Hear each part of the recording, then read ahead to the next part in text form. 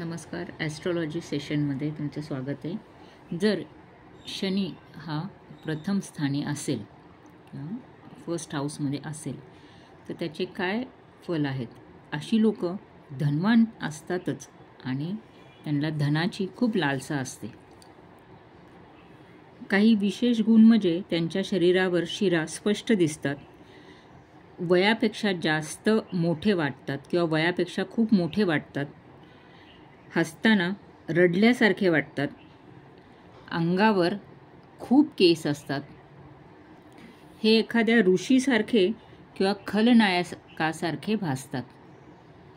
बोलण्याचा किंवा ऐकण्याचा काहीतरी त्रास असतो, जसे बहिरेपणा किंवा तोतरेपणा.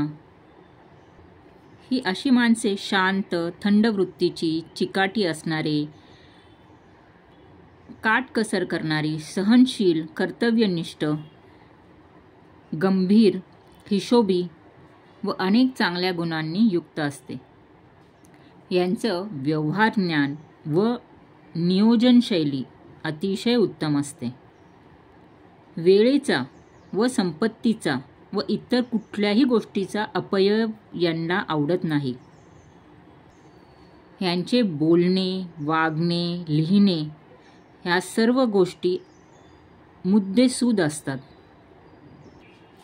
यांची चौकस वृत्ती, एकाग्रता व संशोधक वृत्तीमुळे हे वैज्ञानिक क्षेत्रात खूप चांगली कामगिरी बजावू शकतात.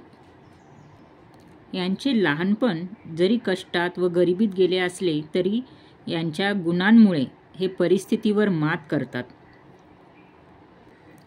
मिथुन, कन्या, तूळ, धनु, मकर, कुंभ आणि मीन या राशीत जर शनी असेल तर खूप चांगली फळे देतो. तुळेतील शनी त्या व्यक्तीला सत्यवक्ता बनवतो. हा असा शनी आयुष्याच्या उत्तरार्धात चांगली फळे देतो, म्हणजे 35, 44 किंवा 53 या वर्षी परिवर्तन करतो, किंवा निवृत्तीनंतर पहिल्यापेक्षा अधिक चांगल्या पगाराची नोकरी मिळणे किंवा अधिक लाभ मिळणे असा सुद्धा हा शनी आहे.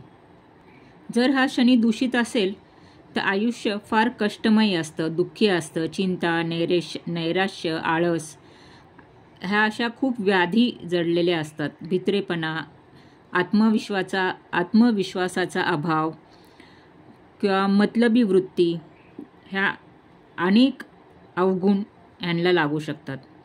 यांचे कोणतेही कार्य सरळ होत नाही. अडचणी व संघर्षाला तोंड द्यावे लागते.